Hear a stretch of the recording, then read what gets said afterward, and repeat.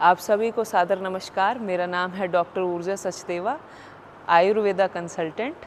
और आज की इस वीडियो में बात करेंगे हम कि आयुर्वेद के अनुसार कौन सी चीज़ों को श्रेष्ठ बताया गया है, यानी जिसका यूज़ हम रेगुलरली कर सकते हैं, और कौन सी चीज़ों को निकृष्ट या अहितकर, यानी कि जो आपको फ़ायदा नहीं नुकसान पहुंचाने वाली हैं अगर रेगुलर यूज़ किया जाए, तो वो कौन कौन सी चीज़ें हैं। जो श्रेष्ठ चीज़ें हैं, हितकर हैं, आपको फ़ायदा पहुंचाने वाली चीज़ें हैं, उनका यूज़ आप रेगुलरली कर सकते हैं। पर जो निकृष्ट हैं या अहितकर चीज़ें हैं, उनका यूज़ आप ना करें तो बहुत अच्छी बात है। और अगर करना भी है तो कोशिश करें कि आप एक इंटरवल के बाद ही करें, जैसे 15-20 दिन पे या 1 महीने के बाद। 1 महीने में एक बार ले लिया, दैट्स फाइन, पर रेगुलरली उनका यूज़ नहीं होना चाहिए। और क्यों नहीं होना चाहिए कि जितनी भी अहितकर चीज़ें हम बताएंगे वो सब क्या है, डाइजेशन में बहुत हैवी हैं, आपकी अग्नि को जो है मंद करती है, मतलब जो डाइजेस्टिव फायर है उसको स्लो कर देती है। डाइजेशन स्लो हो जाता है तो फिर रोग आते हैं हमारे शरीर में। तो उन सब चीज़ों की बात करेंगे। सबसे पहले बात करते हैं दालों की। दाल में कौन सी दाल श्रेष्ठ है, वो है मूंग दाल। मूंग दाल एक इकलौती ऐसी दाल है जिसे रोगियों को भी दिया जाता है, कभी खिचड़ी की फॉर्म पे या कभी कभी उसका सूप बना करके, बॉईल करके, बहुत तरीक़ों से दिया जाता है मूंग दाल को। और जो अहितकर दाल बताई गई है आयुर्वेद में, वो है माश की दाल, यानी कि जो दाल मखनी आप बहुत शौक़ से खाते हैं अक्सर रेस्टोरेंट्स में जा कर के, वो दाल, उड़द की दाल, तो उसको रेगुलर यूज़ आपको नहीं करना चाहिए। फिर आते हैं हमारे चावल। कौन से चावल हम खाएं कि जो हमें नुकसान ना दें और हमें बल्कि और स्वस्थ रखें। तो उसमें है साठी चावल, जो 60 दिन में पक कर के तैयार होता है, वो साठी चावल, जिसको लाल चावल भी कहा जाता है। पर एक बात ज़रूर ध्यान रखें, आयुर्वेद में ऐसा कहा जाता है कि अन्न, गुड़, शहद, घी जितना पुराना हो उतना अच्छा है। ताज़ा एकदम से लाया हुआ अन्न आपको नहीं प्रयोग करना चाहिए।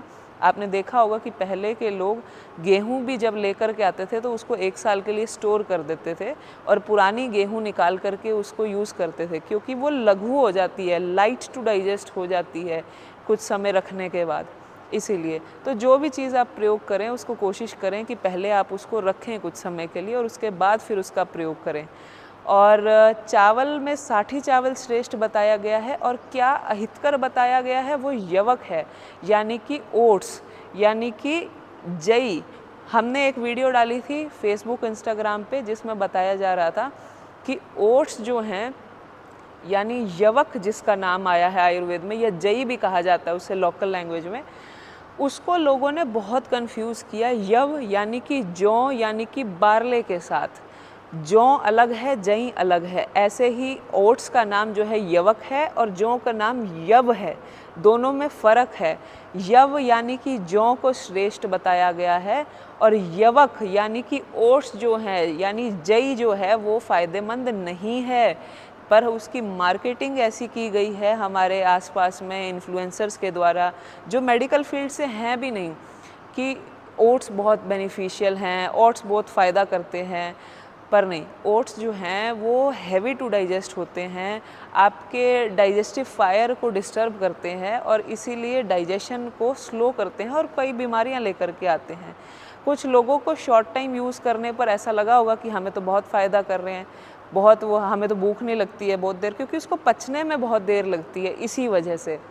फिर हम बात करते हैं साग, यानी कि शाक जो है, कौन सी ऐसी हरी पत्तेदार साग हैं जिनका यूज़ आपको हितकर रहेगा और कौन सा अहितकर रहेगा। इसमें जो सबसे श्रेष्ठ शाक बताया गया है वो है जीवंती का शाक। जीवंती का शाक जीवनीय गुण वाला होता है, बहुत फ़ायदा करता है शरीर को।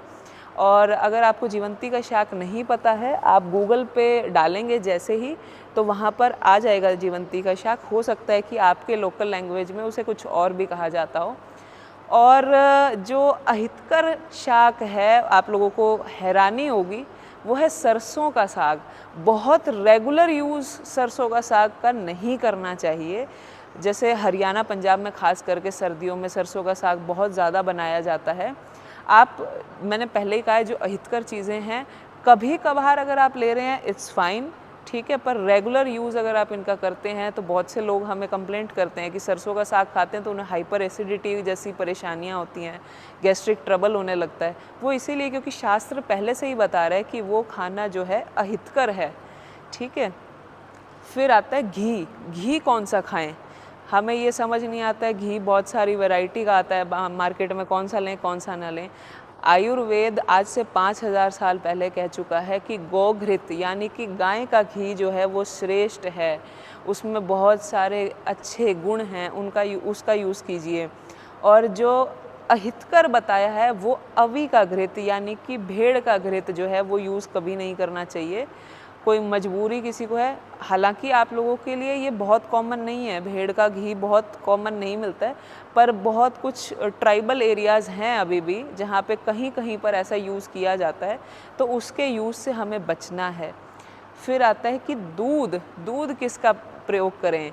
कुछ लोगों को आजकल लोग आजकल वीगन बन रहे हैं जो दूध का यूज़ नहीं कर रहे हैं, that is completely their wish.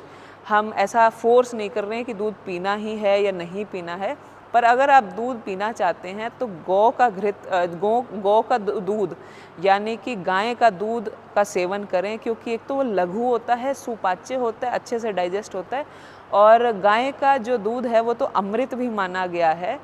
और साथ ही में अगेन अहितकर दुग्ध कौन सा है? आवी का दुग्ध यानी कि भेड़ का जो दूध है वो अहितकर बताया गया है।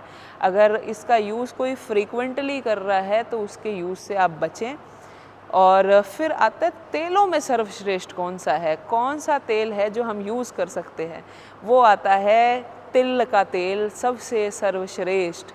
और तिल का तेल करने से वात रोगों का शमन हो जाता है, तिल का तेल खाने से, लगाने से। पर ये ज़रूर ध्यान रखें कि अगर आप तिल का तेल खाने में यूज़ कर रहे हैं तो एडिबल ऑयल ही हो, वो नॉन एडिबल ऑयल का यूज़ आप खाने में ना करें।